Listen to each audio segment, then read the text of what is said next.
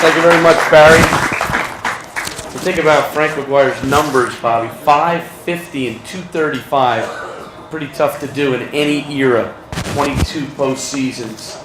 And again, you talk about the names, the people, the disciples, Larry Brown, Billy Cunningham, Donnie Walsh, Bobby Crimmins, Doug Moe, Alex English. The list goes on and on.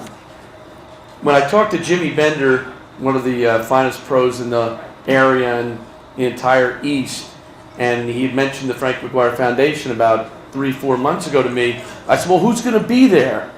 And he said, well, I'm not sure. I know Jack Kaiser. I said, Jack Kaiser? Okay, you can stop right there. I'll make an effort to get there. Jack has been part of the St. John's Athletics family for nearly 60 years. First as a baseball, basketball, and soccer player in the late 40s, then as a coach from 1952 to 73, the director of athletics from 1973 to 1995, and currently athletic director emeritus. Beautiful title. I met Jack for the first time in 1978 at the old Hall of Fame Club at Madison Square Garden, and he's always been a good friend ever since and always been supportive. He led teams to the College World Series as both a player and a coach, then went on to provide department-wide leadership as the director of athletics for 23 years. He also co-founded the Big East Conference in his role as athletic director at St. John's, and the league has commemorated his achievement over the years because the conference baseball tournament's most outstanding player award now bears his name, and that's been that way for the last 22 years. Formerly the ballpark at St. John's, the baseball team's home venue, has been renamed Jack Kaiser Stadium. That happened in January of 2007, and it was a fitting recognition for him. So I'd like to bring up the Athletic Director Emeritus of St. John's University, Jack Kaiser.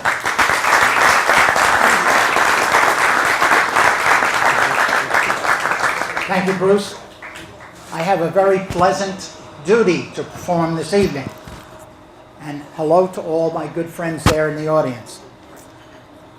It's my duty to introduce our honoree for the evening, Mr. Jack Curran. Jack and I know each other for about 150 years.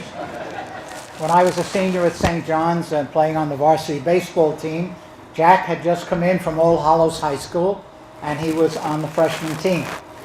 He continued on for the next 3 years to be a wonderful varsity pitcher and captained the team in his senior year.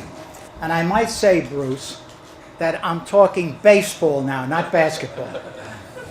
Jack's teams, over the years, in his 50 years at Archbishop Malloy, have won 2,500 games.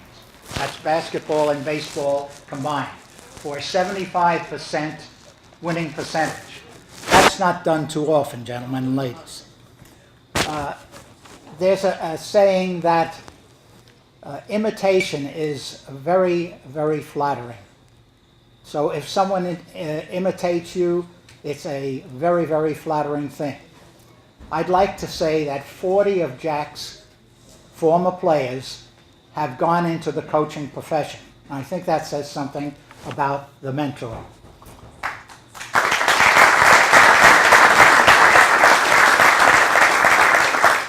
I have a list in my pocket here, which I'm not taking out, which is about 2 pages long, about all the exploits of Jack Curran.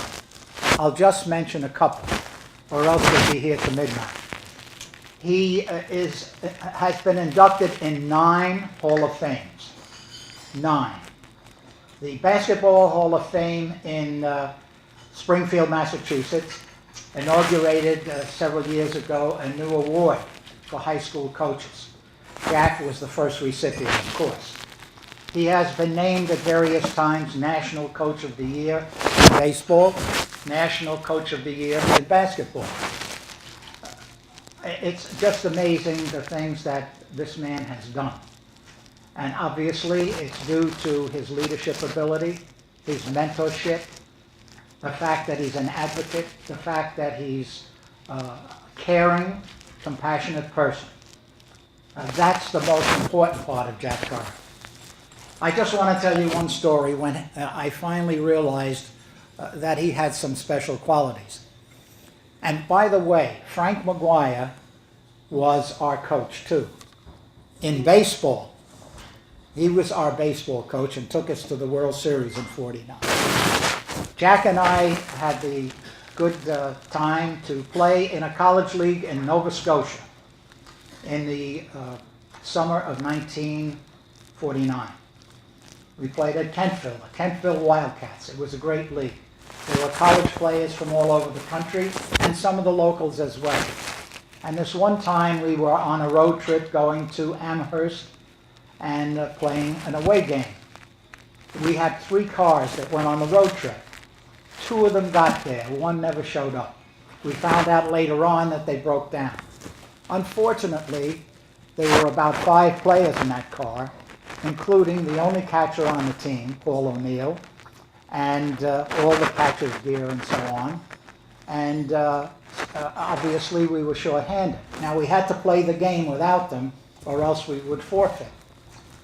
I volunteered to be the catcher.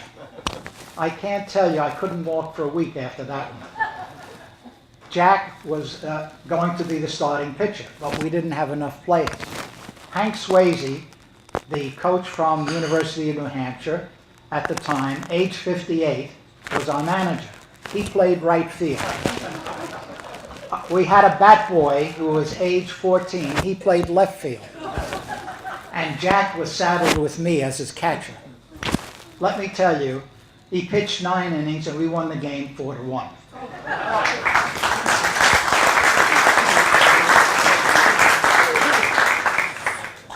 Jack has been a good friend, an advocate, a supporter of St. John's and All Hallows, his institutions from which he graduated.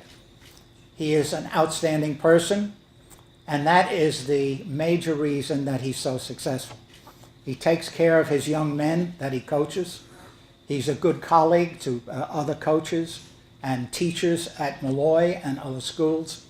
So I would like to ask him to come up and tell us a few things. And we want to tell him how much we love him and appreciate him. I thank Robin Maffei, the president, and the board of directors of the Frank McGuire Foundation for honoring Jack again on this occasion. He is outstanding. Jack, please come up.